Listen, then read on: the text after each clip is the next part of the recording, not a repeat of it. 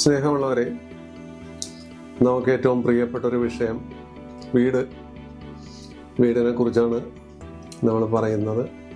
എല്ലാവർക്കും കേൾക്കാൻ താല്പര്യമുള്ളൊരു വിഷയമാണ് വീട്. ജ്യോതിഷക്കാരെ സംബന്ധിച്ചിടത്തോളം വീട് എന്ന് പറയുന്നത് 4-ാം ഭാവം കൊണ്ടാണ്. ലഗ്നാൽ 4-ാം ഭാവമാണ് വീട്. 4-ാം ഭാവം ഒരുപാട് കാര്യങ്ങളെക്കുറിച്ച് പറയും. വീട്, ഉപകരണ സാമഗ്രികൾ, കിടക്ക, കട്ടില്, മനസ്സിനെയും സ്വാധീനിക്കും. അങ്ങനെ വീടിനെ കുറിച്ച് നമ്മൾ പറയുമ്പോൾ ആർക്കൊക്കെ വീടുണ്ടാകാം, ആർക്കൊക്കെ വീടുണ്ടാകില്ല, അതാണ് സംഭവം. ഭൂമിയിൽ ജനിച്ച സകല ചരാചരങ്ങൾക്കും വീട് ആവശ്യമാണ്. പക്ഷെ വീട് വേണ്ടാത്തവരുണ്ട്. കാക്കക്കുയിൽ വീട് വയ്ക്കൂല. അത് വീടില്ലാതെ ചുറ്റിത്തിരിഞ്ഞ് പാടിയും നടന്ന് മുട്ടയിടാറാകുമ്പോൾ കാക്കയുടെ കൂട്ടി ചെന്ന് മുട്ടയിട്ട് കുഞ്ഞു വിരിയുമ്പോൾ കാക്കക്കുയിൽ പറന്നു പോകും. പാമ്പുകൾ വീട് വയ്ക്കില്ല. അവര് മറ്റ് ജീവികൾ ഉണ്ടാക്കുന്ന മാളം അവരുടെ വീടാക്കി താമസിക്കുന്നു. അതാണ് അവരുടെ തൊഴിൽ. ഇങ്ങനെ ചില ബിരുദന്മാരും നമ്മുടെ ചുറ്റുപാടത്തിൽ ഉണ്ട്. നമ്മുടെ സാമൂഹ്യ ചുറ്റുപാടിലും ഇങ്ങനെ വീടില്ലാത്ത ഒരുപാട് ആളുകളുണ്ട്.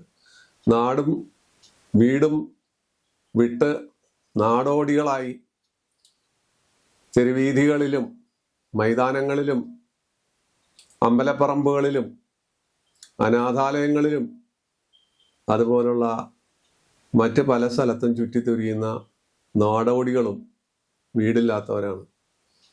അങ്ങനെ വീടില്ലാത്തതെന്ന് വെച്ചാൽ അവര് വീടില്ലാഞ്ഞിട്ടല്ല, അവര് വീട് വിട്ട് ഇറങ്ങിപ്പോകുന്നു.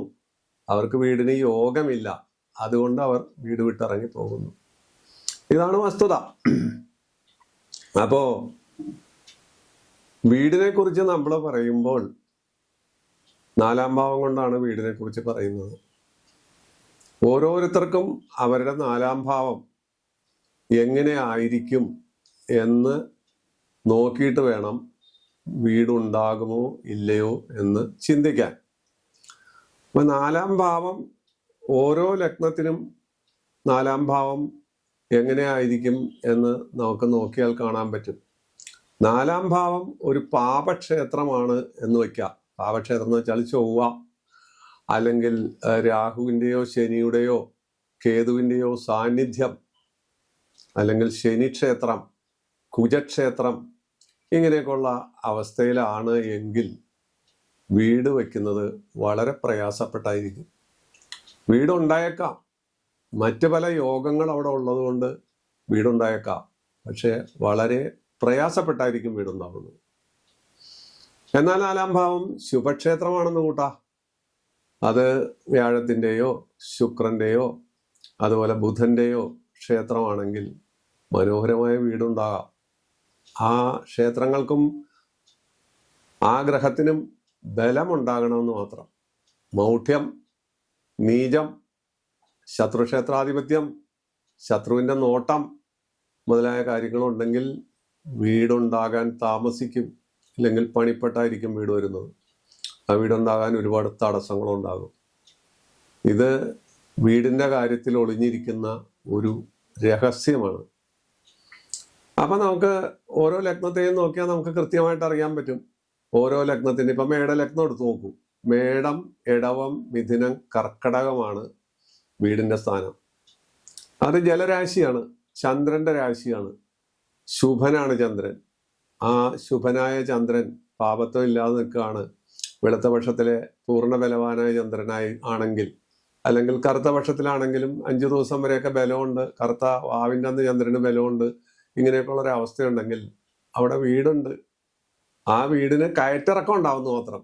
വീട് ചന്ദ്രന് കയറ്റവും ഇറക്കമുണ്ട് എന്നുള്ളത് പോലെ കയറ്റിറക്കങ്ങൾ ഉണ്ടാകാം ആ വീടിന്. അതാണ് അതിൻ്റെ നേരെ കിടക്കുന്ന കണക്ക്. ഇടവത്തിലേക്ക് നോക്കിയാലോ, ഇടവം, മിഥുനം, കർക്കിടകൻ, ചിങ്ങൻ രാശിയാണ് 4-ാം ഭാവം. ചിങ്ങൻ രാശി 4-ാം ഭാവമായി വരുമ്പോൾ അവർക്ക് വളരെ സ്ട്രോങ് ആയ, വളരെ ബലവത്തായ, നല്ല തേജസ്സുള്ള, അന്തസ്സുള്ള വീടുണ്ടാവാനുള്ള എല്ലാ സാധ്യതയുണ്ട്. പക്ഷെ ആ സൂര്യൻ നീചനാവരുത്, അല്ലെങ്കിൽ ആ സൂര്യൻ അനിഷ്ട സ്ഥാനാധിപനാവരുത്, 12-ാം ഭാവാധിപനാകരുത്, അല്ലെങ്കിൽ അതിനെന്തെങ്കിലും തരത്തിലുള്ള ദോഷങ്ങൾ ഉണ്ടായാൽ ആ വീടിന് തകരാറുകൾ വരും, വീട് വയ്ക്കാൻ താമസം വരും. അപ്പോൾ മിഥുനം രാശി എടുത്താലോ, മിഥുനത്തിന്റെ 4ാം ഭാവം ബുധന്റെ ക്ഷേത്രമായ കന്യയാണ്. ബുധൻ സൗമ്യനാണ്, വളരെ മനോഹരനാണ്, നല്ല വീടിന് സാധ്യതയുണ്ട്. ബുധനും മൗഢ്യം ഉണ്ടാവരുത്. ബുധൻ ശുഭനായി നിൽക്കുകയാണ്. എവിടെയെങ്കിലും ശുഭനായി നിൽക്കുകയാണെങ്കിൽ അയാൾക്കും അവൾക്കും വീട് ഉണ്ടാകാം. ആ വീട് നല്ല വീടാകാം. ഇനി കർക്കിടകൻ രാശി എടുത്തു. കർക്കിടകൻ രാശി എടുത്താൽ കർക്കിടകത്തിന്റെ 4, കർക്കിടകൻ ചിങ്ങം കന്നി തുലാമാണ്. ശുക്രന്റെ ക്ഷേത്രമാണ്. മനോഹരമായ വീടിന് സാധ്യത അവിടെ വരുന്നു. പക്ഷേ ശുക്രൻ ബലവാനായിരിക്കണം. ശുക്രന് ദോഷങ്ങളൊന്നും ഉണ്ടാവരുത്. ഗുളിക ഭവനാധിപത്യമോ പാപത്വം തീണ്ടുകയോ ചെയ്യാതിരുന്നാൽ മനോഹരമായ വീടാണ്, എളുപ്പത്തിലുണ്ടാകും. അല്ലെങ്കിൽ വീടുണ്ടാവാൻ പ്രയാസം വരാം. ഇനി ചിങ്ങൻ രാശി എടുക്കാം. ചിങ്ങം കന്നി തുലാം വൃശ്ചികൻ രാശിയാണ്. വൃശ്ചികൻ രാശി ചൊവ്വയുടെ രാശിയാണ്. അപ്പൊ ആ വൃശ്ചികൻ രാശി ചൊവ്വയുടെ രാശിയാണ്. ആ ചൊവ്വ ഉച്ചബലവാനോ അല്ലെങ്കിൽ രുചകയോഗപ്രദനോ ആണെങ്കിൽ വളരെ ബലവത്തായ നല്ല വീടുണ്ടാകാം. അതേ സ്ഥാനത്ത് ചൊവ്വയ്ക്ക് നീചം, മൗഢ്യം ഇതുപോലുള്ള കാര്യങ്ങളുണ്ടെങ്കിൽ വീടിന് പ്രയാസവും വരാം. അതാണ് എൻ്റെ കാര്യം. പിന്നെ കന്നിയുടെ 4 എന്ന് പറയുന്നത് ധനുവാണ്, വ്യാഴത്തിന്റെ ക്ഷേത്രമാണ്. കന്നി ലഗ്നമായ ആളുകൾക്ക് മനോഹരമായ വീടുണ്ടാവണം. കാരണം എന്ന് വെച്ചാൽ വ്യാഴത്തിന്റെ ക്ഷേത്രമാണ് ധനു. അപ്പോ വ്യാഴത്തിന്റെ ക്ഷേത്രത്തിലാകുമ്പോൾ ആ വ്യാഴത്തിന് മൗഢ്യമോ നീചമോ മറ്റ് ദോഷങ്ങളോ ഇല്ലാതെ വന്നാൽ സുന്ദരമായ ഭവനത്തിന്റെ ഉടമസ്ഥനാണ് അയാള്. തുലാം എടുക്കുമ്പോഴോ, തുലാം വൃശ്ചികം ധനു മകരം ശനിയുടെ ക്ഷേത്രമാണ്. അവര് വീടുണ്ടാക്കും, വളരെ താമസിക്കും. ഇല്ലെങ്കിൽ പഴയ വീടുകൾ വാങ്ങും. മരം, അതുപോലെ കൊട്ടാര സദൃശ്യമായ പഴമയുള്ള വീടുകളായിരിക്കും അവർ പ്രിഫർ ചെയ്യുന്നത്. അത് ശനി ബലവാനാണെങ്കിൽ. ശനിക്ക് ദോഷമോ മൗഢ്യമോ അല്ലെങ്കിൽ ദുർബലതയോ വന്നാൽ അവിടെ പ്രശ്നം വഷളായി മാറും. കാരണം വീടുണ്ടാകാൻ താമസം വരും. വീട് നമുക്ക് ചിലപ്പോൾ ഉണ്ടായത് നഷ്ടപ്പെടാം. ഇല്ലെങ്കിൽ മറ്റ് കാറ്റ്, തീയ, മലവെള്ളം മുതലായവയിൽ ആ വീട് ഇടിഞ്ഞു പൊളിഞ്ഞു വീഴാം. ഇങ്ങനെയൊക്കെയുള്ള കാര്യങ്ങൾ അവിടെ വരാം. പിന്നെ വരുന്നത് നാം തുലാം പറഞ്ഞു. ഇനി വൃശ്ചികമാണ്. വൃശ്ചികത്തിന്റെ 4 എന്താണ്? വൃശ്ചികം, ധനു, മകരം, കുംഭം. അതും ശനിയുടെ ക്ഷേത്രമാണ്. കുംഭം കുടം പോലെ എന്നാണ് പറയുന്നത്. കുംഭത്തിന് നല്ല വീടിന് അർഹതയുണ്ട്. അതിൻ്റെ ഉടമസ്ഥൻ ശനിയാണ്. ആ ശനി നല്ല രീതിയിൽ നിന്നാൽ പഴയ ഭവനങ്ങൾ, കൊട്ടാര സദൃശ്യമായ പഴയ മരം കൊണ്ടുള്ള അല്ലെങ്കിൽ അതേ രീതിയിലുള്ള പഴമ എന്നാൽ പ്രൗഢി തിളങ്ങുന്ന വീടിന് അയാൾ ഉടമസ്ഥനാണ്, അല്ലെങ്കിൽ അവൾ ഉടമസ്ഥയാണ്. ഒരു കാര്യമുണ്ട്, ശനി സ്ഥാനബലം വേണം. ശനി ഇഷ്ടബലവാനായിരിക്കണം, ഇഷ്ടസ്ഥാനത്തായിരിക്കണം. അങ്ങനത്തെ കാര്യങ്ങൾ കൂടി നമ്മൾ ചിന്തിക്കണം. അതല്ലെങ്കിൽ അവിടെ അതിൻ്റെതായ ദോഷഫലങ്ങളുണ്ടാകും. ധനുരാശിയോ ധനുലഗ്നമോ, ധനുലഗ്നത്തിന്റെ 4 മീനമാണ്, വ്യാഴത്തിന്റെ ക്ഷേത്രമാണ്. അപ്പോ വ്യാഴത്തിന്റെ ക്ഷേത്രമായതുകൊണ്ട് അവിടെ മനോഹരമായ വീടുണ്ടാവണം. വ്യാഴം ബലവാനായിരിക്കണം, നീചം ഉണ്ടാവരുത്, മൗഢ്യം ഉണ്ടാവരുത്, അതുപോലെ കേന്ദ്രാധിപത്യം ഉണ്ടാവരുത്. അങ്ങനെയൊക്കെയുള്ള കാര്യങ്ങളുണ്ടെങ്കിൽ അവിടെ നല്ല വീടാണ് ഉണ്ടാവുന്നത്.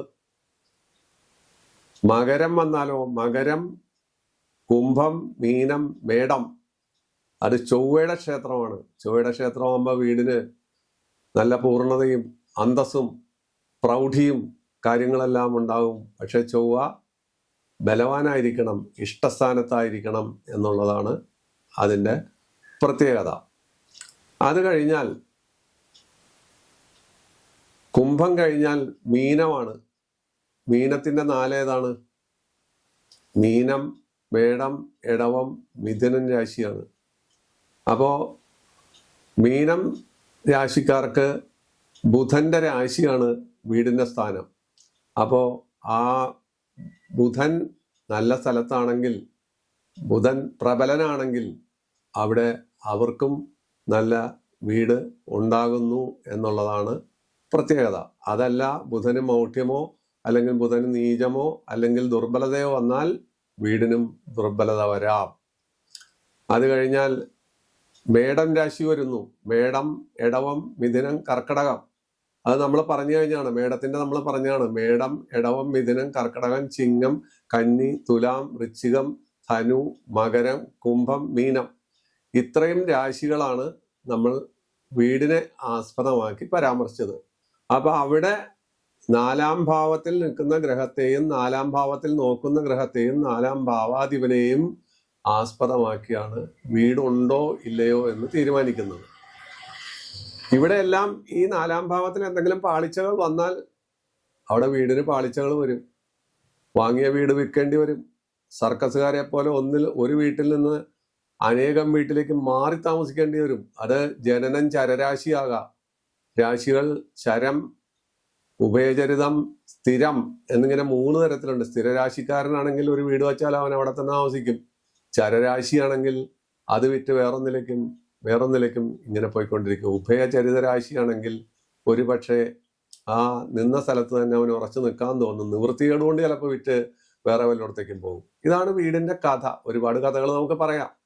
ഇനി വീടിനെ കുറിച്ച് നമ്മൾ പറയുമ്പോൾ എങ്ങനെയാണ് മനോഹരമായ വീട് ഉണ്ടാകുന്നത്, എങ്ങനെയാണ് വീട് നശിക്കുന്നത്, എങ്ങനെയാണ് വീട് കൈവിട്ടു പോകുന്നത് എന്നൊക്കെ നമ്മളിപ്പോൾ ഇവിടെ ചെറിയ തോതിൽ സൂചിപ്പിച്ചു. 4-5 ഭാവാധിപന്മാർ രാഹു യോഗം ചെയ്ത് 8-ൽ നിൽക്കുക, അത് നല്ല വീടിന്റെ ലക്ഷണമാണ്. നമ്മൾ കരുതും ഇങ്ങനെയൊക്കെ വരുന്ന 4-5 ഭാവാധിപന്മാർ രാഹുയോഗം ചെയ്ത് 8-ൽ നിൽക്കുക, രാഹുവും 8-ഉം കൂടി വരുമ്പോ നമ്മൾ പേടിച്ചു പോകും. പേടിക്കണ്ട, അത് നല്ല വീടുണ്ടാവും. 8-ാം ഭാവാധിപൻ 9-ാം ഭാവാധിപനുമായി യോഗം ചെയ്യുക എന്നുവെച്ചാൽ 8-ാം ഭാവാധിപൻ ആയുർസ്ഥാനവും 9-ാം ഭാവാധിപൻ ഭാഗ്യസ്ഥാനവുമാണ്. ഇവര് തമ്മിൽ യോഗം ചെയ്യുക. അങ്ങനെ വന്നാൽ നല്ല വീടിന്റെ ഉടമസ്ഥനാണവൻ. 2, 4, 12 ഭാവനാഥന്മാർ കേന്ദ്ര ത്രികോണത്തിൽ, കേന്ദ്ര ത്രികോണം എന്ന് വെച്ചാൽ കേന്ദ്രം എന്ന് വെച്ചാല് 4, 7, 10, ലഗ്നം 4, 7, 10, ത്രികോണം എന്ന് വെച്ചാൽ 5, 9. അപ്പൊ 2, 4, 12 ഇതിന്റെ അധിപന്മാർ കേന്ദ്ര ത്രികോണത്തിൽ നിന്നാലും 1-ാം തരം വീടുണ്ടാകും. അവർക്ക് നല്ല വീടുകൾ ഉണ്ടാകും. ഇതുപോലെ തന്നെ നമുക്ക് ഒരുപാട് ദുര്യാരോഗങ്ങളുണ്ട്. കാരണം വീടിന്റെ ഉടമസ്ഥൻ ലഗ്നാൽ 12-ൽ ദോഷഗ്രഹമായി, പാപഗ്രഹമായി നിന്നാൽ ഉണ്ടാക്കിയ വീട് നശിക്കും, അത് വിറ്റുപോകും. അങ്ങനെയുള്ള കാര്യങ്ങളുണ്ട്. അതുപോലെ 4-ാം ഭാവാധിപന്റെ 2-ലും 12-ലും ദോഷഗ്രഹങ്ങൾ നിൽക്കുകയും 4-ാം ഭാവത്തിലേക്ക് ഗുളിയ ഭവനാധിപത്യം വരികയും ഗുളിയ ദൃഷ്ടി വരികയും ചെയ്താൽ ഉണ്ടായ വീട് നശിക്കും. ആ വീട് നശിച്ച് മറ്റേതെങ്കിലും വീട്ടിൽ, വാടക വീട്ടിൽ പോയി താമസിക്കും. അങ്ങനെയുള്ള കാര്യങ്ങൾ സാധാരണയായിട്ട് കാണാറുണ്ട്. ഇങ്ങനെ ഒട്ടനവധി കാര്യങ്ങൾ വീടുമായിട്ട് ബന്ധപ്പെട്ട് വരുന്നുണ്ട്. അപ്പൊ വീട് എന്ന് പറയുന്നത് 4-ാം ഭാവാധിപൻ, 4-ാം ഭാവാധിപന്റെ ശുഭസ്ഥിതി, അവന്റെ വ്യാപാരങ്ങള്, അവന്റെ ചലനങ്ങൾ, ഇവയെ ആസ്പദമാക്കി മാത്രമേ സംഭവിക്കൂ. പലരും എത്രയോ പ്രായമായിട്ട് പോലും വീട് എന്ന സ്വപ്നം പൂർത്തീകരിക്കാതെ ഇങ്ങനെ ഒരു മൃഗതൃഷ്ണ പോലെ നടക്കും. ലോൺ എടുക്കാം, അല്ലെങ്കിൽ മറ്റു കാര്യങ്ങൾ എടുക്കാം, മറ്റത് ചെയ്യാം, മറിച്ചത് ചെയ്യാം എന്നൊക്കെ പറഞ്ഞ് നടക്കുകയല്ലാണ്ട് അത് സ്വപ്ന ലോകത്തിലെ വെറും മരീചിക മാത്രമായി മാറിപ്പോകുന്നതായി കാണുന്നുണ്ട്. അവരുടെ ജാതകത്തിൽ ഈ പറയുന്ന ദോഷങ്ങളൊക്കെ ഉണ്ടാവും. 4-ാം ഭാവാധിപന്റെ കേട്, 4-ാം ഭാവാധിപനെ നോക്കുന്നവര്, 4-ൽ നിൽക്കുന്നവര്, അങ്ങനെയുള്ള ഗ്രഹങ്ങളാണ് ആ വീടിന് സാധാരണ തടസ്സം വരുന്നത്. അപ്പൊ മണിമാളികൾ പണിയുന്നവരും കുടിലിൽ എന്നും കിടക്കുന്നവരും വീടില്ലാതെ നാടും വീടും വിട്ട് നാടോടികളായി നടക്കുന്നവരും, അതുപോലെ കുയിലിനെ പോലെയും പാമ്പിനെ പോലെയും അന്യഗ്രഹങ്ങളിൽ പ്രവേശിച്ച് ജീവിക്കുന്നവരും എല്ലാം ഓർക്കുക, എല്ലാം വീടിന് വേണ്ടി. വീട് എങ്ങനെ ഉണ്ടാകുന്നു, വീടെന്നുള്ള സ്വപ്നം എങ്ങനെ പൂവണിയുന്നു എന്നാണ് ഈ കൊച്ചെപ്പിസോഡിൽ പറഞ്ഞത്. തൽക്കാലം ഇത്രയും കാര്യം പറഞ്ഞ് വിട പറയട്ടെ. വീണ്ടും കാണാം. നമസ്കാരം.